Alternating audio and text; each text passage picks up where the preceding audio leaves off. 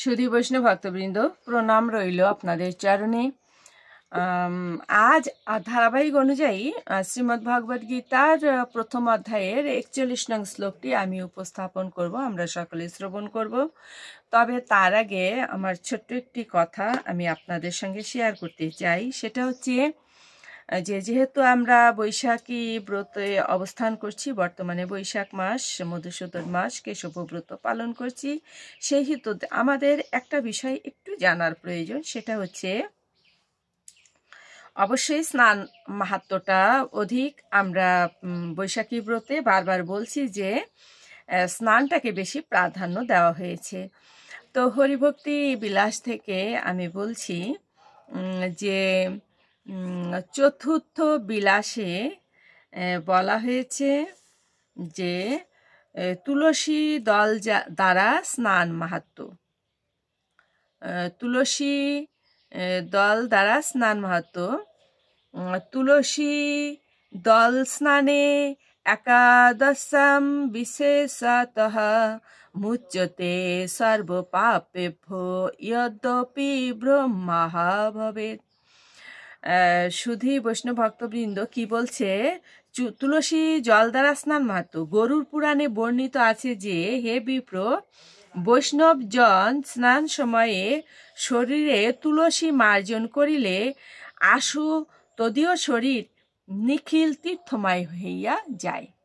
সুধী বৈষ্ণব ভক্তবৃন্দ কি বলছে? শরীরে যদি তুলসী দল মার্জন করা যায় তাহলে শরীর কি হয়? তীর্থ সমতুল্য হয়ে যায়। এখন আমরা একটু চিন্তা করে দেখি যে আমাদের প্রত্যেকের কণ্ঠে যদি তুলসী মালা থাকে, তুলসী আমাদের কণ্ঠে যদি থাকে, তাহলে স্নান সময়ে কি হয়? ওই জল কিন্তু আমার সারা শরীরেই প্রবাহিত হয়। অতএব শরীর আমার তীর্থ হয়ে যায়। তো আমরা যারা তুলসী মালা এখনো পরি নাই, তারা যেন আমরা গলে অবশ্যই তুলসী মালা ধারণ করি। আচ্ছা, তারপরে কি বলছে যে, আমি আরেকবার বলি এই জায়গাটা। গরুর পুরাণে বর্ণিত আছে যে, হে বিপ্র, বৈষ্ণবজন স্নান সময়ে শরীরে তুলসী মার্জন করিলে আশু তদীয় শরীর নিখিল তীর্থময় হইয়া যায়। ব্রাহ্মণবাদ করিলেও তুলসী দল সংযুক্ত জলে স্নান দ্বারা, বিশেষত একাদশী তিথিতে স্নান দ্বারা তৎসমস্ত পাতকের বিমোচন হয়। প্রত্যহ তুলসী মূলস্থ মৃত্তিকা। সুধী বৈষ্ণব ভক্তবৃন্দ, এটা আমরা জানি।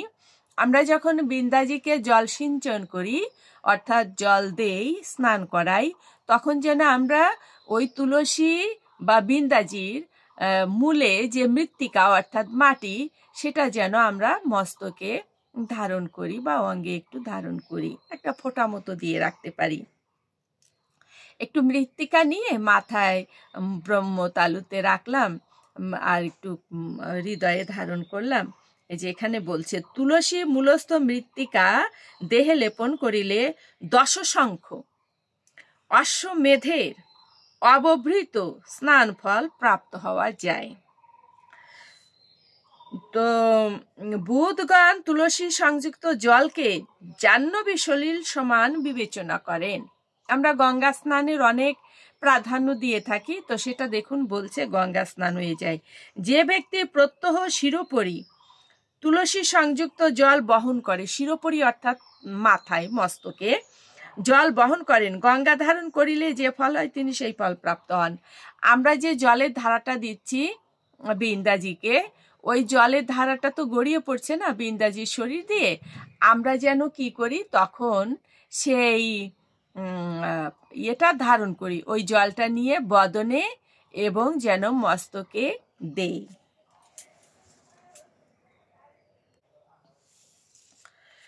সুধী বৈষ্ণব ভক্তবৃন্দ, তুলসী দল সংযুক্ত জল শিরোপরি ধারণ করিলে সেই ব্যক্তি নিখিল তীর্থস্নানের ফল লাভ করেন, সন্দেহ নাই।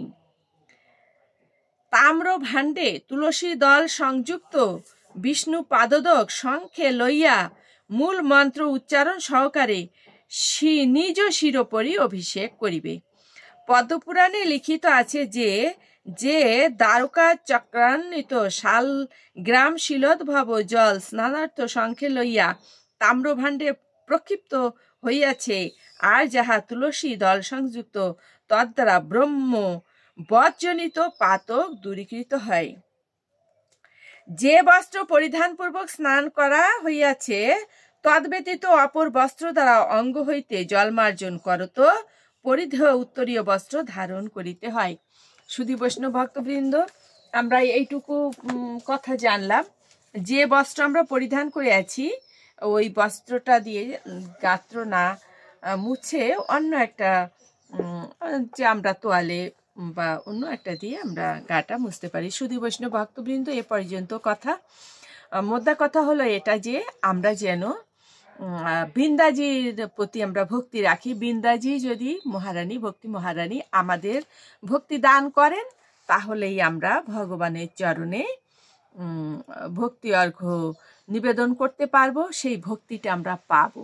এই কারণে আমরা যেন বৃন্দাজিকে ভক্তি করি। এ পর্যন্তই কথা, বেশি কথা বলবো না এবার, তারপরও অনেকটা কথা হয়েছে। এবার আমরা শ্লোকে চলে যাই, সামান্য একটু মঙ্গলাচরণ করি।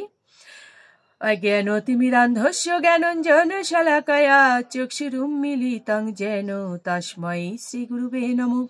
নমো বিষ্ণুপাদায় কৃষ্ণপৃষ্ঠায় ভূতলে শ্রীমতে মহানাম স্বামিনী তে নমামি হে। বাঞ্ছাকল্পতরুভ্যশ্চ কৃপা সিন্ধুপয়েব চ পতিতানাং পাবনেভ্যো বৈষ্ণবেভ্যো নমো নমঃ।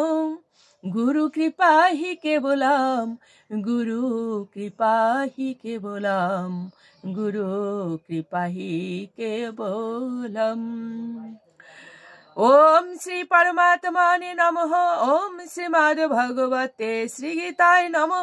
नारायणं नमस्कृत्य नरं चैव नरोत्तमं देवीं सरस्वतीं व्यासं ततो जयमुदीरयेत्। मूकं करोति वाचालं पङ्गुं लङ्घयेत् गिरिं यत् कृपातमहं वन्दे परमानन्दमाधवम्। ओम नमो भगवते वासुदेवाय, नमो भगवते वासुदेवाय, नमो भगवते वासुदेवाय। श्रीमद् भगवते श्रीगीताय नमः, श्रीगीताय नमः, श्रीगीताय नमः। श्रीमद् भगवद गीता प्रथम अध्याय अर्जुन বিষাদ যোগ। শ্লোক সংখ্যা 41।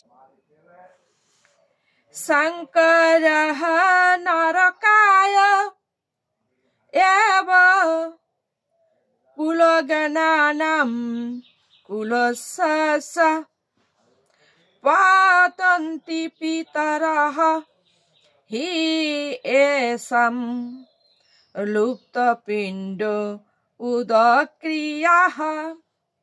অনুবাদ: বর্ণসংকর উৎপাদন বৃদ্ধি হলে কুল ও কুল ঘাতকেরা নরকগামী হয়।